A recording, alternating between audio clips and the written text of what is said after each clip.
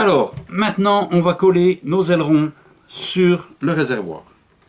Mais si je colle mes ailerons directement sur mon réservoir comme ceci, ils ont de grandes chances, même si on aura un amortisseur pneumatique, de se décoller au moment où la fusée percute le sol. Pourquoi? Parce que coller du lisse sur du lisse, ça ne tient pas. Vous pourrez faire l'essai chez vous, si vous voulez, avec n'importe quel matériau, sur n'importe quel support, du lisse sur du lisse, c'est niette, ça ne tient pas. Alors, qu'est-ce qu'on va faire? Eh bien, déjà, dans un premier temps, on va repérer l'emplacement où on va coller nos ailerons. Pour ce faire, j'ai réalisé un petit gabarit. Ce petit gabarit, on s'aperçoit qu'au-dessus, ici, sur la partie supérieure, on a des encoches qui sont diamétralement opposées. Et sur la partie inférieure, la même chose. D'accord? Ces encoches correspondent aux 4 ailerons qu'on va coller sur notre bouteille. Comment on fait? Comment on procède? Simplement comme ceci.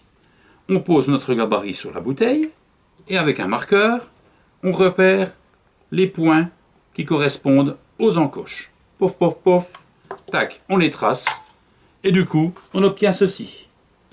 Une bouteille avec des petits points un peu partout, mais pas mis n'importe comment, qui correspondent bien à des endroits qu'on va pouvoir tracer. Ok?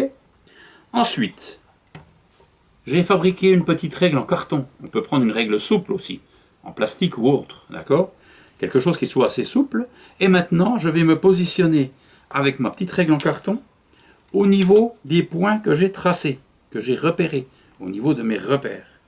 Et là, avec le marqueur, en appuyant ma règle en carton contre la collerette, voilà, en se décalant légèrement, je vais pouvoir tracer les emplacements des ailerons, c'est-à-dire l'emplanture de mes ailerons. Et là, pof, pof, pof, je trace sur les 4 repères que j'ai faits. Ok? J'obtiens ceci. D'accord? 4 traits. Ensuite, quand j'ai mes 4 traits, qu'est-ce que je fais? Est-ce que je colle directement? Ben non, je ne vais pas coller directement parce que tout à l'heure, je vous ai dit que du lisse sur du lisse, ça ne tient pas. Donc maintenant, avec mes traits là, qu'est-ce que je vais faire? Eh bien, je vais les gratter. Je me suis fabriqué un petit grattoir avec un abaisse-langue de médecin. Quand vous allez chez le médecin, vous lui en demandez un, il ne va pas vous dire non, il va vous en donner un. Un petit grattoir avec un morceau de toile de verre dessus, de papier de verre, collé au pistocole du coup, et je vais gratter l'emplacement sur les traits, l'emplacement des ailerons. Je vais gratter dans le sens de la largeur, comme ceci. Un peu comme si je jouais du violon. Voilà, dans ce sens-là. Pas dans le sens de la longueur, ça ne tiendra pas. Et je gratte jusqu'au moment où je m'aperçois que mon trait disparaît peu à peu. À ce moment-là, je m'arrête, parce qu'autrement, j'aurai plus du tout de repère pour coller mes ailerons à la fin. D'accord? Donc, je gratte l'emplacement et j'obtiens ceci. Donc, mes 4 emplacements grattés, tracés. Ok? Voilà. Maintenant, je vais pouvoir coller. Mais, si je colle maintenant mes ailerons directement sur ma bouteille comme ça, qu'est-ce qui va se passer? Ben, elle risque de fondre. Puisque là, j'ai un pistolet à colle, qui est d'ailleurs très puissant, puisqu'il va chauffer la colle jusqu'à 600 degrés. Mais même avec un pistolet à colle basique, on va faire fondre la bouteille. Donc du coup, qu'est-ce qu'on va faire? On va rajouter un peu d'eau dans la bouteille. Juste le fond comme ça suffit. On va bien fermer avec un bouchon évidemment. Et en retournant, pof, on va pouvoir coller maintenant. Pourquoi ça va marcher? Bien simplement parce que l'eau qui est contenue à l'intérieur de ma bouteille, c'est elle qui va absorber toute la chaleur que je vais dégager avec mon pistolet à colle. Ok? Donc là du coup maintenant, je vais pouvoir coller. Je prends mon aileron, mon pistocole, hop, sans faire tomber ma bouteille, c'est mieux. Et je vais commencer à en coller l'aileron. Pouf, pouf, pouf. Je m'appuie contre la collerette et je colle. Et j'en profite en même temps pour aligner l'aileron. C'est-à-dire que je colle vraiment dans l'axe. Hein, si j'imagine un axe qui passe par le goulot de la bouteille, Il faut vraiment que je passe par le milieu du goulot, hein, par le milieu du cercle. Ça ira beaucoup mieux. Et je continue de coller le second aileron. Voilà. Et là, pareil, je m'aligne. Et en plus, donc j'ai collé sur le diamètre opposé, hein, du coup. Et je m'aligne sur celui que je viens de coller. Du coup, ça me donne encore une référence supplémentaire. Tac. Et maintenant, je continue.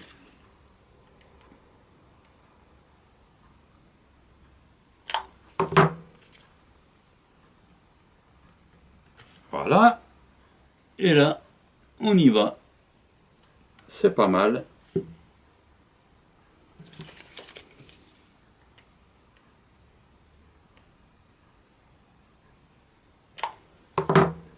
Alors, une chose que je ne vous ai pas dite, le truc, c'est que aussi, il faut impérativement que l'écart entre mes ailerons soit identique.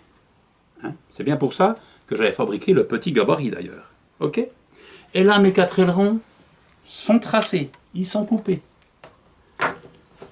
Maintenant, je vais attendre quelques minutes, le temps que ma colle refroidisse, hein, que l'eau fasse son effet. Et ben, en attendant, ben, tiens, du coup, ben, on va laisser notre fusée ici, dans un coin. Elle ne nous gêne pas. Et on va passer à la fabrication maintenant de la coiffe amortisseur pneumatique. Qu'est-ce que j'ai fait dans un premier temps? Dans un premier temps, j'ai percé un petit trou de 4 mm ici, juste en dessous. Je ne sais pas si vous pouvez le voir. Un petit trou qui va aider à faire s'échapper l'air qui est contenu dans la coiffe au moment où la fusée va percuter le sol. C'est tout.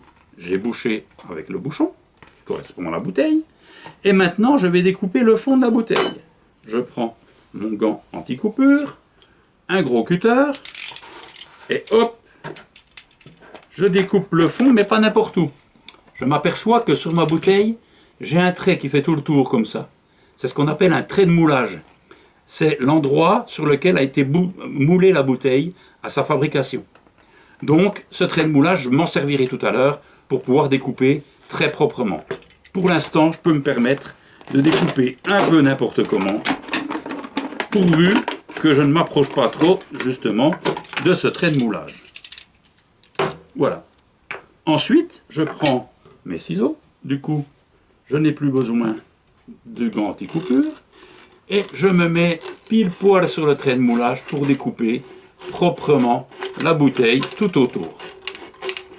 Et là, je vais avoir un découpage quasiment parfait.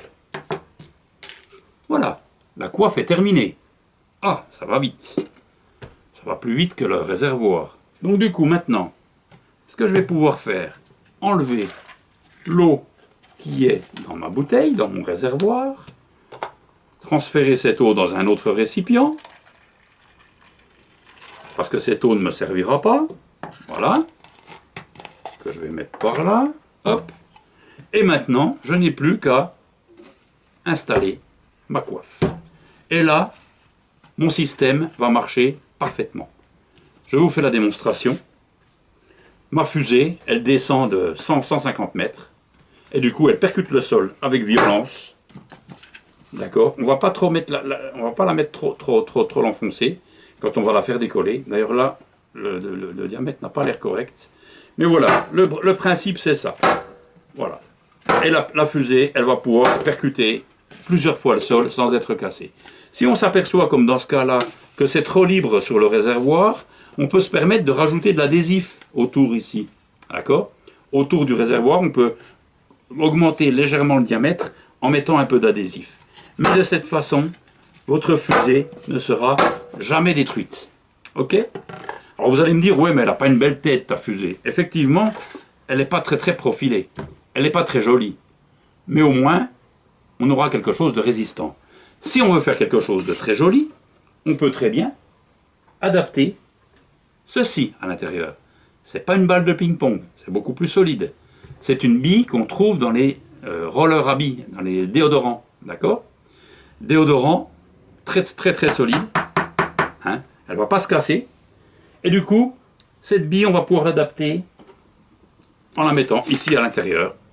on trace au niveau de l'équateur de la bille, on découpe et on colle à l'intérieur.